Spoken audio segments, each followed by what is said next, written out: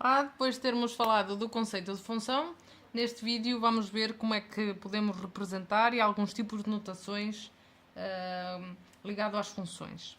Para vos explicar, vou usar exemplos do ASUS 7, para quem tiver e quiser acompanhar, na página 58.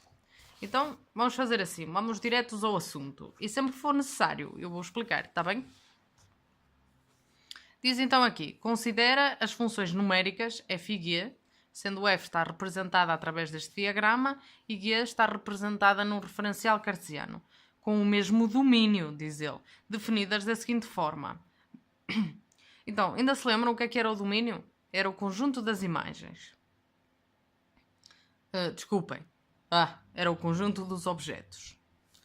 Portanto, os objetos são os elementos que vão ser transformados. Então, neste caso, o que vai ser transformado por f é o menos 1, o 1, o 2, o 0 e o menos 2. Ou seja, o nosso domínio vai ser o conjunto formado pelo menos 1, pelo 1, pelo 2, pelo 0 e pelo menos 2.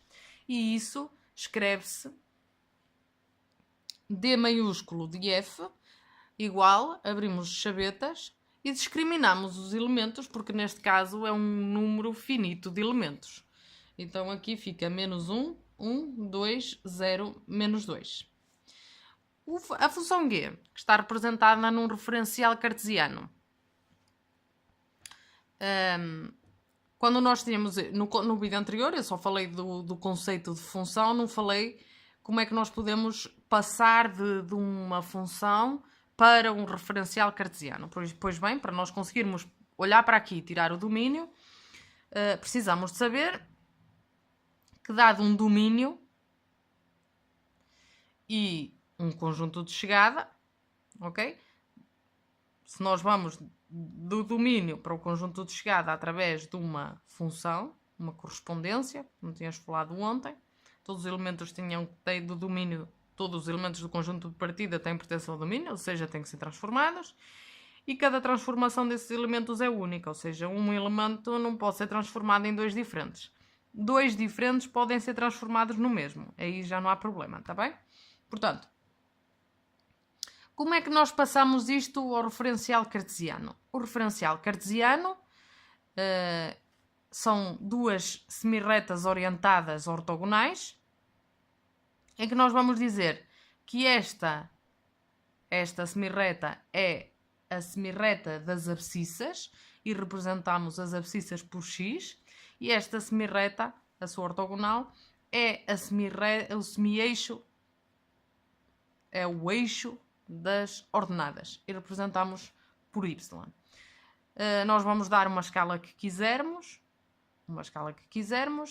e um ponto no referencial, um ponto do plano, relativamente a este referencial que eu fiz aqui, e lá de ter A relativamente ao eixo das abscissas e B relativamente ao eixo das ordenadas. Então eu vou dizer que este ponto tem coordenadas AB.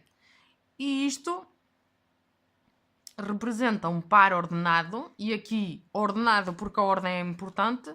Neste par nós pomos sempre primeiro as abscissas e depois as ordenadas. Como é que nós vamos fazer esta ponte? Nós vamos pegar nos objetos e dizer que são abscissas e pegar nas imagens e dizer que são ordenadas. Pronto. E ficou resolvido como é que nós pegamos numa função e a transportamos aqui para o referencial cartesiano. Então, neste caso da função g, que nós temos este ponto, ok? E como a ordem é importante,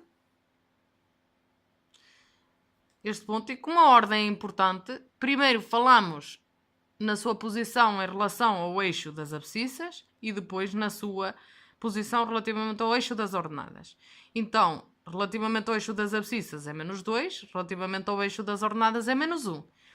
As abscissas são os objetos. Então, temos aqui como objeto o menos 2, o 1, o 0, o 1 e o 2. Ele dizia lá em cima que tinha o mesmo domínio. Lembram-se? O conjunto dos objetos correspondem às ordenadas dos pontos. Portanto, este ponto tem ordenada menos 1, este tem ordenada 0, este tem ordenada 1, este tem ordenada 2, este tem ordenada 3. Aqui, quando diz indica o domínio contra domínio das funções, o domínio das duas é igual. Já vimos que o domínio de f, já representamos ali, está a custar-lhe a focar.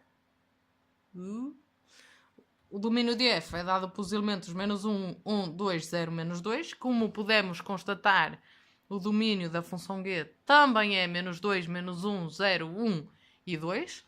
O contradomínio de f é o conjunto das imagens.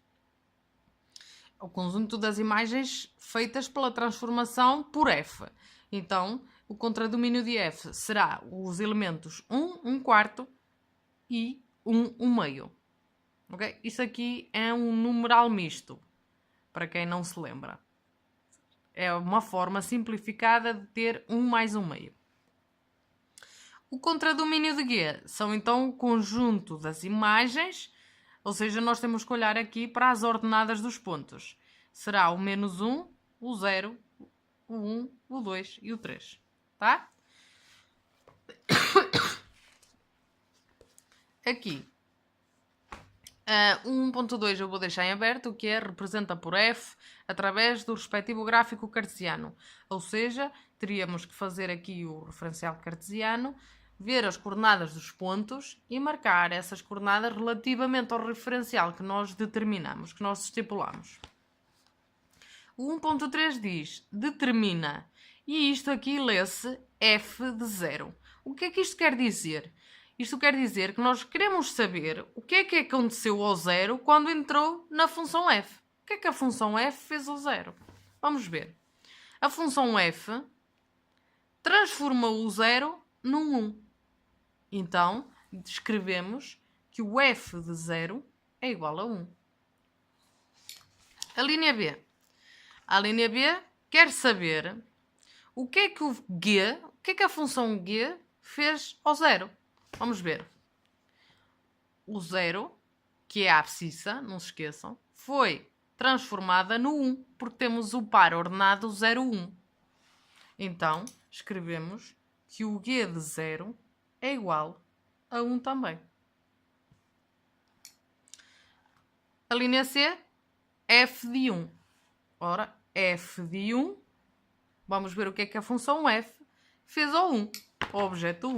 Chegamos ali à representação. A função f transformou o 1 no 1, 1 meio. Então escrevemos que o f de 1 é igual a 1, 1 meio. 1 mais 1 meio. Se quisermos, e isto dá 2 mais 1, 3 meios. No próximo vídeo, vamos falar sobre operações de funções, para estes conceitos que são vistos pela primeira vez no 7º ano, ficarem mais ou menos percebidos nestes contextos mais simples em que os domínios são finitos. Fiquem bem, até o próximo vídeo e estudem muito matemática. Tchau!